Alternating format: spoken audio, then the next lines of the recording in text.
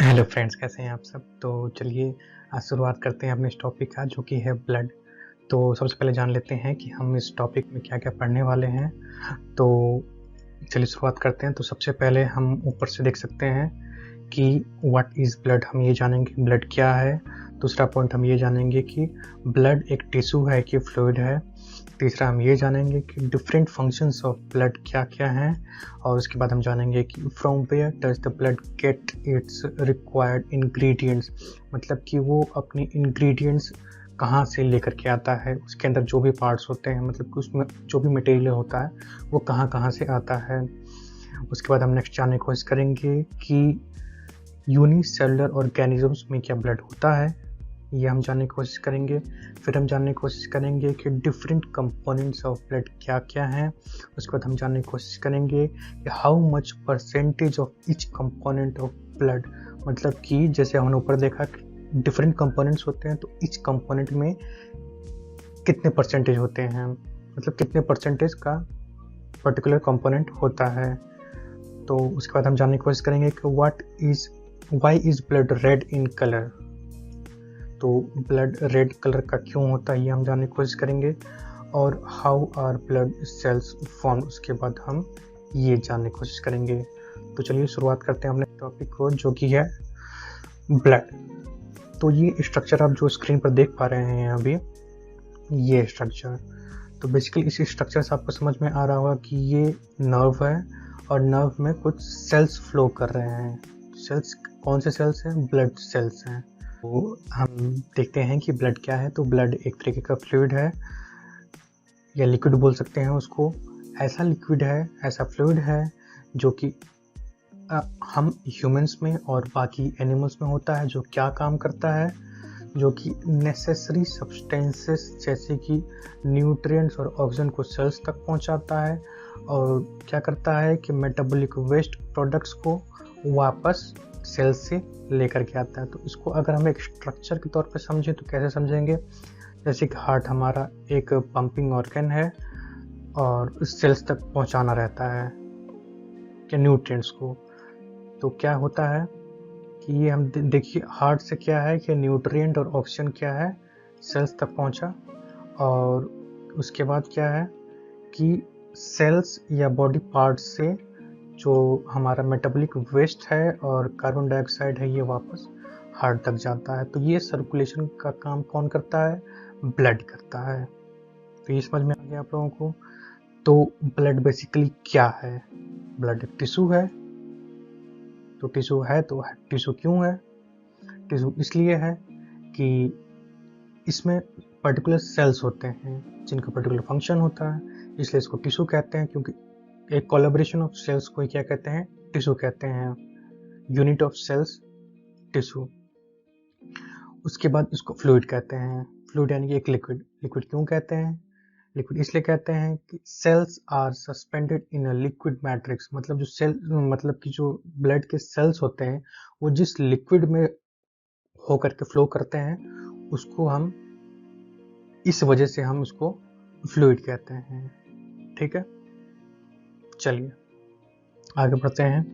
तो ये एक तरीके का आप नोट समझ लीजिए कि ब्लड का जब फ्लो बंद हो जाता है तो क्या होता है? बॉडी डेथ कर जाती है, क्योंकि एक अनफेवरेबल इन्वायरमेंट क्रिएट हो जाता है सेल्स के अंदर में। क्योंकि उसको ब्लड उसमें पहुंच नहीं पाता है, ब्लड पहुंच नहीं पाता है, तो ना ही उसको कुछ न्यूट्रिएंट मिल पाता है, ना ही उसके वेस्ट प्रोडक्ट बाहर निकल पाता है। मतलब ये कंटिन्यूस जो फ्लो होता है वो हो नहीं पाता है। उसके बाद हम नेक्स्ट टॉपिक की तरफ बढ़ते हैं कि different functions of blood. Blood का क्या क्या डिफरेंट काम है। तो सबसे पहले हम जानते हैं कि ब्लड का क्या पहला का काम है कि transporting oxygen and nutrients to the lungs and tissues. ठीक है, मतलब लंग्स हमारा क्या करता है? एयर प्यूरिफायर है हमारा। क्या मतलब? हम जो बाहर से एयर लेते हैं और उसमें से ऑक्सीजन फिल्टर करके ले लेते हैं, और हमारा जो वेस्ट होता है यानी कि कार्बन डाइऑक्साइड, उसको हम बाहर मतलब निकालते हैं किसके थ्रू, लंग्स के थ्रू और टिश्यूज तक। मतलब कि ऑक्सीजन जो है और nutrients to the lungs and tissues, मतलब कि जो ऑक्सीजन है और न्यूट्रिएंट्स है वो हमारे लंग्स और टिश्यूज तक पहुंचाता है। दूसरा पॉइंट क्या है इसमें, हमारा फंक्शन ब्लड का क्या है कि bringing waste product to kidneys and liver which filter and clean the blood. यानी कि हम इसे क्या समझते हैं कि जो वेस्ट प्रोडक्ट्स होता है उसको किडनी तक पहुंचाना, या फिर एक्सेसिव वाटर है तो उसको हमारे किडनी तक पहुंचाना, और जो भी वेस्ट प्रोडक्ट है वो किडनी में फिल्टर हो जाएगा। और तो क्या नाम है कि हमारे सेल्स से जो जिन चीज़ों को फिल्टर आउट करना था वो किडनी में जाकर फिल्टर हो गया, किसके थ्रू, ब्लड के थ्रू। और उसके बाद पॉइंट है कि ब्लड जैसे कि हमारा कहीं पर कट जाता है तो ब्लड कटने पर वो एक तरीके का एक सॉलिड में चेंज हो जाता है। सॉलिड में कैसे चेंज होता है, एक क्लॉट बन जाता है। तो क्लॉट का फॉर्मेशन हम आगे नेक्स्ट वीडियो में देखेंगे। तो पहले हम ये जान लेते हैं कि ब्लड क्लॉट भी कर जाता है जिससे कि हमारा एक्सेसिव ब्लड लॉस ना हो। उसके बाद हम जानने की कोशिश करेंगे कि ब्लड और क्या काम करता है, इसका फंक्शन क्या होता है। ये हमारे बॉडी टेम्परेचर को मेंटेन करता है। कैसे मेंटेन करता है, जैसे कि ब्लड का सर्कुलेशन कंटिन्यूस फ्लो होते रहता है हमारे नर्व्स में। तो नर्व्स हमारे स्किन के ऊपर से लेकर एकदम डेप्थ तक हमारे क्या नाम है मसल्स में होता है। तो जैसे कि जब ठंडी का मौसम होता है तो हमें ठंड लगती है, तो ठंड क्यों लगती है, हम कांपते हैं उस समय, शिवरिंग होती है हमको। तो शिवरिंग क्यों होती है, शिवरिंग इसलिए होती है कि हमारे बॉडी के टेम्परेचर को मेंटेन किया जा सके। हमारे ब्लड का फ्लो जब बढ़ जाता है तो हमारे आउटर स्किन पर ब्लड का फ्लो बहुत तेज़ बढ़ जाता है जिससे कि हमारी बॉडी गर्म होने लगती है। तो इससे हमारा ब्लड जो है कि हमारी बॉडी टेम्परेचर को भी मेंटेन करने में काम करता है।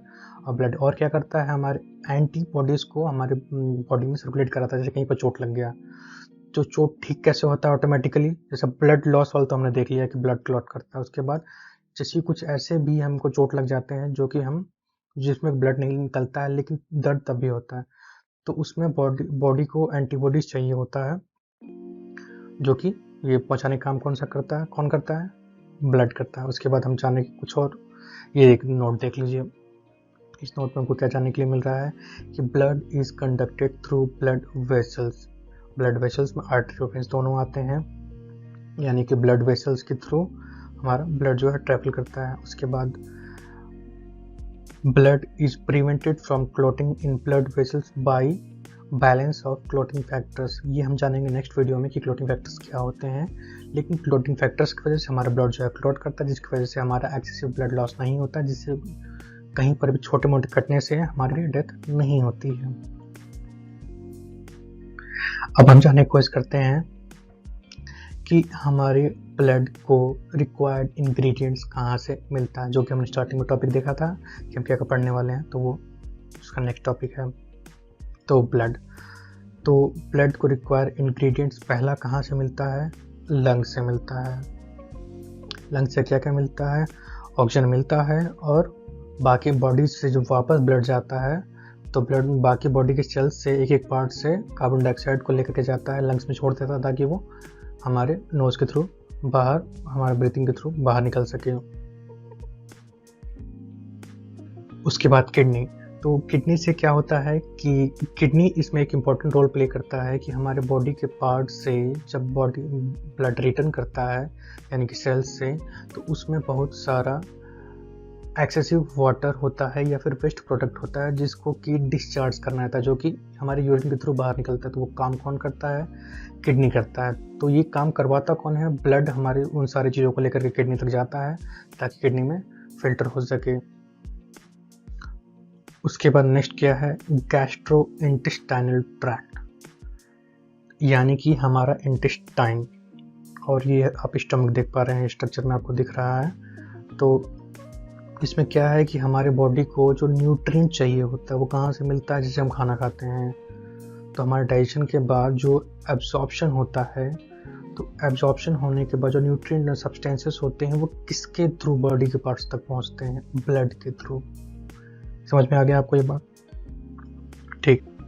चलिए नेक्स्ट टॉपिक की तरफ बढ़ते हैं। तो हमने स्टार्टिंग में टॉपिक में क्या देखा था कि यूनिसेलुलर ऑर्गेनिजम्स में क्या ब्लड होता है। तो जैसे कि हम यहाँ पर देख पा रहे हैं कि वो यूनिसेलुलर ऑर्गेनिजम्स हो या फिर प्रिमिटिव मल्टी सेलुलर एनिमल्स या फिर अर्ली एम्ब्रियोस में क्या ब्लड होता है। तो इनका जो वेस्ट प्रोडक्ट जो डिस्चार्ज होता है वो सराउंडिंग मीडियम में सिंपल डिफ्यूज़न के थ्रू हो जाता है। मतलब उसमें ब्लड का फ्लो नहीं होता है, सिंपल डिफ्यूज़न हो जाता है। डिफ्यूज़न तो आपको बेसिकली मालूम होगा कि डिफ्यूज़न क्या होता है, ठीक है। तो डिफ्यूज़ कर जाता है, जैसे कि स्किन से कोई एक लेयर रख दीजिए आप, दो लिक्विड के बीच में अगर एक, जैसे ऑस्मोसिस होता है तो दो लिक्विड के बीच में अगर एक लेयर लगा देते हैं और एक तरफ रंगीन पानी है और एक तरफ साफ पानी है, तो रंगीन पानी धीरे धीरे क्या होगा, साफ पानी में मिक्स हो जाता है। तो ये क्या है, डिस्चार्ज हो गया कलर का, ठीक है। उसके बाद जैसे कि है स्पॉन्जेस एंड सिलेंट्रेट्स, ये हम लोअर इन्वर्टिब्रेट्स की बात कर रहे हैं। तो जैसे कि जेलीफिश हो गए, हाइड्रास हो गए, इनमें कैसे होता है, प्रोवाइडेड बाय वाटर, सी और fresh pump through spaces inside the organism. मतलब इनके बॉडी के अंदर ही कुछ स्पेस होता है जिसके थ्रू डायरेक्ट न्यूट्रिएंट्स और वेस्ट का एक्सचेंज हो जाता है, ठीक है। तो blood is a specialised body fluid, ठीक है। ये तो हम जान गए हैं कि एक स्पेशल टाइप का फ्लूइड है। तो इसकी क्या क्या कंपोनेंट्स हैं, इसको हम पहला कंपोनेंट क्या है, आरबीसी, यानी कि रेड ब्लड सेल्स, जो कि क्या काम करता है, ऑक्सीजन को कैरी करने का काम करता है। उसके बाद क्या है, प्लाज्मा होता है, ये हम सब अच्छी तरह से जानते हैं कि ब्लड में प्लाज्मा होता है। उसके बाद क्या आता है, डब्ल्यूबीसी, यानी कि वाइट ब्लड सेल्स, ये क्या काम करता है, इन्फेक्शन से फाइट करता है हमारे बॉडी के लिए। उसके बाद क्या, प्लेटलेट्स, ठीक है। तो ये चौथा चीज़ है, प्लेटलेट क्या होता है, smaller cells that help blood to clot, ठीक है। इसमें कुछ स्मॉलर सेल्स होते हैं जो कि ब्लड को क्लॉट करने के लिए, क्लॉटिंग फैक्टर्स के साथ मिल करके क्लॉट करने के लिए काम करता है। उस पर ब्लड के कितने कंपोनेंट्स, इससे पहले हमने देखा 4 कंपोनेंट। पहला आरबीसी जो कि 45% उसका अमाउंट होता है। आरबीसी को और क्या कहते हैं, इरिथ्रोसाइट्स, ठीक है। कुछ इसके बारे में डिटेल हम नेक्स्ट लेक्चर में बात करेंगे कि इरिथ्रोसाइट और बाकी सारे सेल्स को क्या क्या कहते हैं, थोड़ा बहुत बेसिक जान लेते हैं इसमें। उसके बाद वाइट ब्लड सेल्स जिसको क्या कहते हैं, ल्यूकोसाइट्स। उसके बाद प्लेट्स को और क्या कहते हैं, थ्रोम्बोसाइट्स। और उसके बाद प्लाज्मा जो कि 55% होता है हमारी बॉडी में। तो हमारा आप ये देख पा रहे हैं कि ये प्लेटलेट्स जो है और ये डब्ल्यूबीसी है, ये दोनों 1% से भी कम होता है। तो ये देखिए आप कि आरबीसी 45% होता है और प्लाज्मा 55% होता है, और 1% से भी जो कम होता है वो प्लेटलेट्स और डब्ल्यूबीसी हो सकता है। तो यहाँ पर आप देख रहे हैं कि प्लाज्मा जो है वो 50% से भी ज़्यादा है और आरबीसी 45% और स्मॉल अमाउंट ऑफ प्लेटलेट्स और डब्ल्यूबीसी होता है। जो कि प्लेटलेट्स और डब्ल्यूबीसी का भी इंपॉर्टेंट रोल है। इसके पहले हमने जाना कि डब्ल्यूबीसी क्या करता है, हमारे इन्फेक्शन के थ्रू फाइट करता है, और प्लेटलेट्स क्या करता है कि हमारे ब्लड को क्लॉट करने में हेल्प करता है। तो ये हमको जानने को मिला। ये एक बेसिक आप मॉडल देख लीजिए कि वाइट ब्लड सेल्स का कॉन्फ़िगरेशन कैसे कैसे होता है। Granulocytes, agranulocytes, monocyte, lymphocyte, B lymphocyte, T lymphocyte, और ग्रेनुलोसाइट्स का न्यूट्रोफिल, इओसिनोफिल और बेसोफिल। इसके बारे में मैं डिटेल में नेक्स्ट लेक्चर में बात करूंगा। पहले यहाँ पर थोड़ा बहुत देख लीजिए कि इसका क्या क्या पार्ट होता है वाइट ब्लड सेल्स का, क्योंकि मैं थोड़ा बहुत बात करने वाला हूँ इसके बारे में, ठीक है। कि ब्लड सेल्स, तो सबसे पहला क्या हमने पढ़ा कि रेड ब्लड सेल्स जिसको क्या कहते हैं, इरिथ्रोसाइट्स। तो रेड ब्लड सेल्स क्या काम करता है, ऑक्सीजन को हमारे लंग्स से टिश्यूज तक पहुंचाता है, यानी कि सेल्स तक पहुंचाता है, यानी कि बाकी बॉडी के पार्ट्स तक पहुंचाता है। और रेड ब्लड सेल्स को क्या होता है, ऑक्सीजन चाहिए होता है, ठीक है। उसके बाद हमने पढ़ा प्लेटलेट्स यानी कि thrombocytes. Platelets participate in forming of blood clots, ये हम जान चुके हैं। उसके बाद प्लेटलेट्स क्या करता है, इंजरी, कहीं पर कटता है, हमको चोट लगता है तो क्लॉट्स बनाना रहता है, यानी कि ब्लड को रोकना रहता है ताकि एक हार्ड कवरिंग बन जाए, एक ब्लड की लेयर बन जाए, और जिससे एक्सेसिव ब्लड ना निकले लिक्विड के फॉर्म में, ठीक है। और उसके बाद हमने पढ़ा लिम्फोसाइट। इसके पहले वाले फिगर मैंने आपको दिखाया कि lymphocytes and phagocytic cells constitute the white blood cells, leukocytes। WBC को ल्यूकोसाइट्स भी कहते हैं। इसमें लिम्फोसाइट्स और फेगोसिटिक सेल्स होते हैं। इसके बारे में देख लीजिए कि lymphocytes are involve in immunity and phagocytic cells यानी कि फेगोसाइट यानी कि आउटर जो हमारे बॉडी में एंटीजेंस एक्स्ट्रा घुस जाते हैं, जैसे कि कोई वायरस हो गया, कोई बैक्टीरिया हो गया, तो उसको फेगोसाइट करना रहता है, यानी कि उसको खाना रहता है। ठीक है, तो फेगोसिटिक सेल्स कौन कौन से होते हैं? ग्रेनुलोसाइट्स और मोनोसाइट्स। ये क्या करते हैं? इंजेस्ट करते हैं और ब्रेक डाउन कर देते हैं माइक्रो ऑर्गेनिजम्स को। उसके बाद हम जानते हैं कि ब्लड रेड क्यों होता है। ठीक है, तो ब्लड रेड क्यों होता है? क्योंकि आरबीसी जो होता है वो कंटेन करता है हीमोसाइनिन और हीमोग्लोबिन। हीमोसाइनिन क्या है? हीमोसाइनिन एक तरीके का प्रोटीन है जो कि कॉपर कंटेनिंग प्रोटीन है, और हीमोसाइनिन जो होता है वो ब्लू इन कलर होता है जब ऑक्सीजनेटेड होता है, यानी कि जब उसमें ऑक्सीजन मिला होता है। जब हार्ट से ब्लड चलता है ऑक्सीजनेटेड होकर के, जब उसमें ऑक्सीजन मिल जाता है लंग्स के थ्रू हार्ट तक पहुंचता है, तो जब उसमें ब्लड में लंग्स के थ्रू जब ऑक्सीजन आ जाता है तो वो ब्लू कलर का होता है। जब कलरलेस हो जाता है जब उसमें ऑक्सीजन उसमें से रिमूव हो जाता है। ठीक है, और उसके बाद हीमोग्लोबिन की वजह से क्या होता है? हीमोग्लोबिन की वजह से ब्लड जो होता है वो एक ओपेक कलर हो जाता है, एक ट्रांसपेरेंट लिक्विड नहीं बचता है। क्यों ऐसा होता है? हीमोग्लोबिन जो होता है एक यूनिक आयरन कंटेनिंग प्रोटीन होता है। ये भी प्रोटीन होता है, लेकिन ये पहला वाला हमने पढ़ा कि ये कॉपर कंटेनिंग प्रोटीन है जो हीमोसाइनिन है। ये क्या है? आयरन कंटेनिंग प्रोटीन होता है हीमोग्लोबिन। ठीक है, हीमोग्लोबिन ब्राइट कलर का होता है जब इसमें ऑक्सीजन होता है, और जब ये डार्क कलर का होता है जब इसमें ऑक्सीजन रिमूव हो चुका होता है। तो बेसिकली ये ब्लू और ये रेड, ये हीमोग्लोबिन की वजह से, क्योंकि आप जानते हैं कि रेड की वजह से रेड कलर आएगा, तो रेड और ब्लू का मिक्सचर होता है हमारा ब्लड, इसकी वजह से ये रेडिश कलर का दिखता है ब्लड। ठीक है, इसके बाद हम जानने की कोशिश करते हैं कि ब्लड सेल फॉर्मेशन को हम क्या कहते हैं? हीमोपोएसिस कहते हैं। जो कहाँ होता है? Take place in haemopoietic tissue में ये होता है। तो सबसे पहले जब डेवलपिंग एम्ब्रियो होता है तो वो उसका फर्स्ट साइट फॉर्मेशन होता है जहाँ पे ब्लड बनता है यॉक सेक में। जैसे कि एक में आपने यॉक सेक देखा होगा, सेंटर में येलो कलर का पार्ट होता है, जैसे कि चिकन के आपने एक में देखा होगा। तो वो जो यॉक सेक होता है वो पहला उसका ब्लड फॉर्मेशन का साइट होता है सबसे पहला। और उसके बाद हम जानते हैं कि उसके बाद जब एम्ब्रियो के बाद क्या होता है? लेटर इन एम्ब्रियोनिक स्टेज लीवर बन जाता है जहाँ पर ब्लड बनता है। ठीक है, उसके बाद क्या होता है? कुछ दिन बाद ये बोन मैरो में बनने लगता है विच इन एडल्ट लाइफ। उसके बाद जब आगे की लाइफ में बोन मैरो ही एक इकलौता सोर्स बचता है जहाँ पर ब्लड फॉर्मेशन होता है। ठीक है, और बोन मैरो कहाँ कहाँ होता है? हमारे रिब्स के सेंटर में होता है, स्टर्नम के सेंटर में होता है, हमारे वर्टिब्री में होता है, हमारे पेल्विक बोन्स में होता है।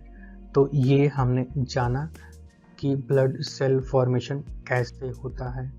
तो स्टार्टिंग में हमने देखा था कि हमको क्या क्या इस वीडियो में पढ़ना था। तो सबसे पहले इस लेक्चर में हमने इस वीडियो में क्या पढ़ा कि व्हाट इज ब्लड। तो ब्लड क्या है? तो हमने क्या जाना कि ब्लड क्या है। तो ब्लड एक तरीके का बॉडी फ्लूइड है जो कि हमारे न्यूट्रिएंट और ऑक्सीजन को क्या करता है? हार्ट से लेकर के बाकी सेल्स तक पहुंचाता है, और वहां से मेटाबॉलिक वेस्ट और कार्बन डाइऑक्साइड को वापस ले करके आता है हार्ट तक। ये हमने पढ़ा कि ब्लड क्या है। उसके बाद हमारा नेक्स्ट टॉपिक क्या था कि ब्लड एक टिश्यू है कि फ्लूइड है। तो आप सबने जान ही लिया है कि ब्लड टिश्यू भी है और फ्लूइड भी है, यानी कि ब्लड में टिश्यू भी है, यानी कि ब्लड के पार्ट्स भी होते हैं, यानी कि आरबीसी, डब्ल्यूबीसी, प्लेटलेट्स भी होते हैं, और ब्लड में प्लाज्मा भी होता है। तो ब्लड एक टिश्यू भी है और ब्लड फ्लूइड भी है।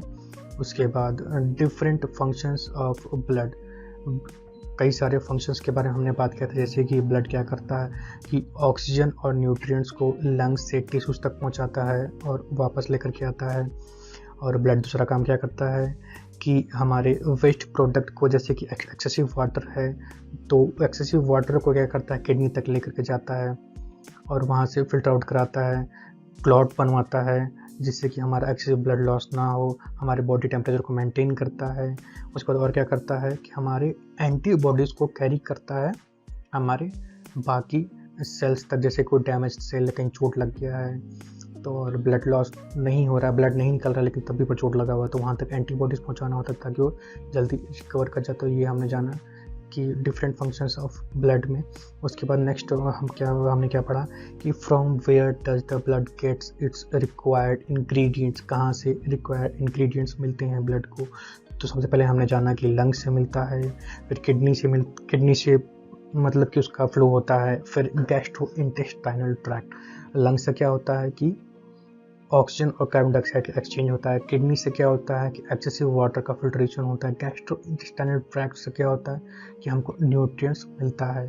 तो ये हमने जाना कि ब्लड को सारे इंग्रेडिएंट्स कहाँ से मिलते हैं। Does unicellular organisms have blood, तो हमने जाना, कैसे जाना कि कुछ यूनिसेलुलर ऑर्गेनिजम्स या मल्टी सेलुलर प्रिमिटिव टाइप के जो एनिमल्स हैं या फिर अर्ली एम्ब्रियोस में क्या होता है कि ब्लड का काम कैसे होता है, ब्लड होता नहीं है उनमें लेकिन discharge of waste directly simple diffusion के थ्रू होता है। डिफ्यूजन के बारे में मैंने आपको वहाँ पर बता दिया था। और स्पॉन्जेस या एंड सिलेंट्रेट्स यानी कि लोअर इनवर्टिब्रेट्स में कैसे ये होता है, तो उनके बॉडी के बीच में एक स्पेस होता है जो कि डायरेक्ट, ये भी एक मतलब कि एक तरीके का डिफ्यूजन का काम करता है, डायरेक्ट पंप कर देता है इनके वेस्ट को और न्यूट्रिएंट्स को एक्सटर्नल इन्वायरमेंट के थ्रू।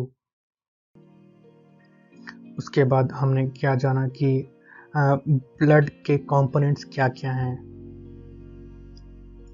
ब्लड के कंपोनेंट्स क्या क्या हैं, इसमें हमने जाना कि इसमें आरबीसी होता है, डब्ल्यूबीसी होता है, प्लाज्मा होता है, प्लेटलेट्स होता है।